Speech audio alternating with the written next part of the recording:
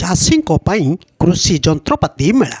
ଉପଖଣ୍ଡ ସ୍ତରୀୟ କୃଷି ଯନ୍ତ୍ରପାତି ମେଳା ଗତ 20 ତାରିଖରୁ ବେଦବ୍ୟାସ ମେଳା ପଡ଼ିଆଠାରେ ଅନୁଷ୍ଠିତ ହୋଇଯାଇଛି। ମାନ୍ୟବର କେନ୍ଦ୍ରମନ୍ତ୍ରୀ ଶ୍ରୀଯୁକ୍ତ ଜୁଏଲ ଓରାମ ଏହାର ଉଦ୍ଘାଟନ କରିଛନ୍ତି। ସେ ମେଳାର ବିଭିନ୍ନ ଷ୍ଟଲ୍ ବୁଲି କୃଷି ଯନ୍ତ୍ରପାତି ଦେଖିବା ସହ ଟ୍ରାକ୍ଟର ମଧ୍ୟ ଚଳାଇ ଦେଖିଥିଲେ। ଏହି ଅବସରରେ ସେ ମେଳାରେ କ୍ରୟ କରିଥିବା ଚାଷୀମାନଙ୍କୁ ଟ୍ରାକ୍ଟର ଚାବି ପ୍ରଦାନ କରିଥିଲେ। ଏହି ଅବସରରେ ସେ କହିଲେ ଯେ ଚାଷୀମାନେ ସମସ୍ତଙ୍କୁ ଆହାର ଯୋଗାଉଛନ୍ତି। ଆଜିର ଯୁଗରେ ଜୈବିକ ଚାଷ ପୁଣି ଥରେ ଫେରି ଆସୁଛି।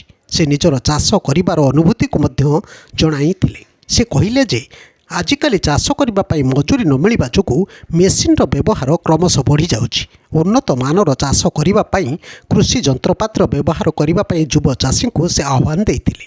ସରକାର ଏଥିପାଇଁ ଅନେକ ଯୋଜନା କରିଛନ୍ତି, ଏହାର ଲାଭ ଉଠାଇବାକୁ ସେ ପରାମର୍ଶ ଦେଇଥିଲେ।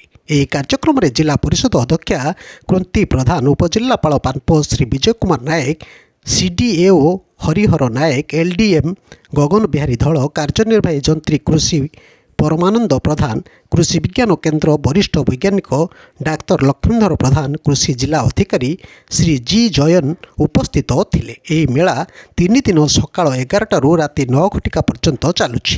ମେଳାରେ କୃଷି ଯନ୍ତ୍ରପାତି ବିକ୍ରୟ କମ୍ପାନୀ, ବିଭିନ୍ନ ବ୍ୟାଙ୍କ ଓ ସ୍ୱୟଂ ସହାୟକ ଗୋଷ୍ଠୀ ମୋଟ 40 ଗୋଟି ଷ୍ଟଲ୍ ଲାଗିଛି। ଏହି ମେଳା ନଭେମ୍ବର 22 ପର୍ଯ୍ୟନ୍ତ ଚାଲିବ।